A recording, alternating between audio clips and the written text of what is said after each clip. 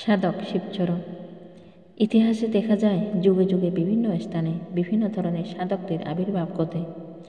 তাদের ধ্যান ধারণা মত ও পথ বিভিন্ন ধরনের পরিলক্ষিত হয়। বিশেষ করে বৃহত্তর পার্বত্য জেলায় 3 জন সাধকের কীর্তি এবং ধ্যান ধারণা সম্বন্ধে জানা যায়। প্রায় 150 বছর পূর্বে শিবচরণ নামে এক সাধক এই পার্বত্য জেলায় জন্মগ্রহণ করেন। তার পিতার নাম দঙ্গি, মাতার নাম ধর্মপদী। বর্তমান রাজস্থলী উপজেলার নারায় পাহাড়ে গারাওয়াই নামক গ্রামে তার জন্ম।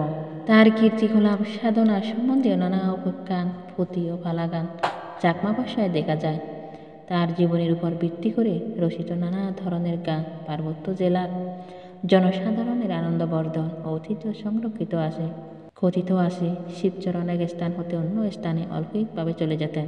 তার মায়ের দেওয়া পাতায় পুতলে পাতা ভাত এক স্থানে রেখে দিয়ে 12 বছর পর গরম গরম আহার করতেন। মায়ের আদরের দুলাল বড় ভাই কালীচরণ ও তার স্ত্রীর চোখের মণি শিবচরণ কখনো হাসায়, কখনো কাঁদায় তাদের। দুষ্ট ছেলের মতন কখনো পালিয়ে বেড়ায়, কখনো লুকিয়ে যান, আবার কখনো হঠাৎ আবির্ভূত হন। কেউ বুঝে না তার এই লীলা খেলা।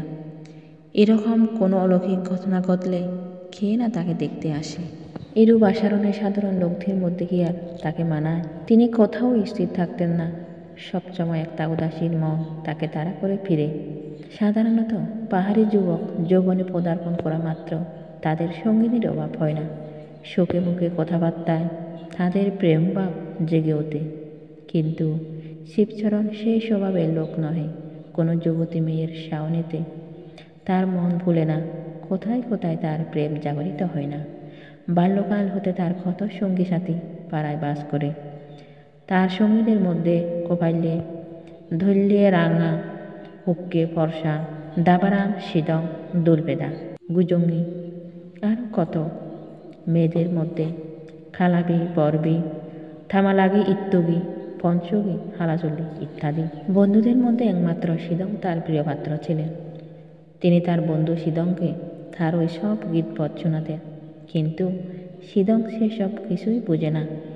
ফেল ফেল করে চেয়ে থাকে তার মুখের দিকে, কারণ তার মন স্বচ্ছ ছিল না।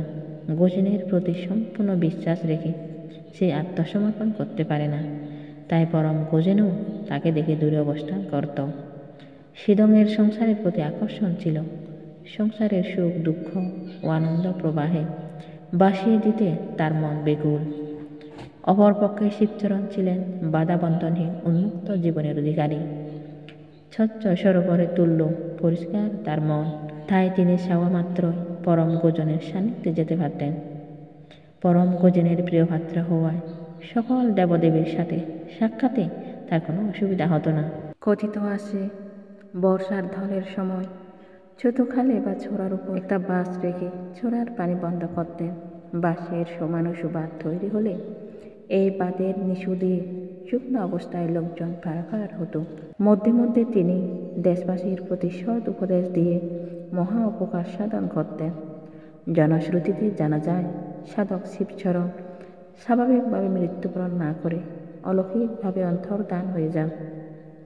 মৃত্যুকালে তিনি বলে গেছেন, যেদিন পার্বত্য অঞ্চল ধনে ধান্যে পরিপূর্ণ হবে, জ্ঞান বিজ্ঞানে উন্নত হবে, সেদিন তিনি উচ্চ কুলে জন্মগ্রহণ করবেন।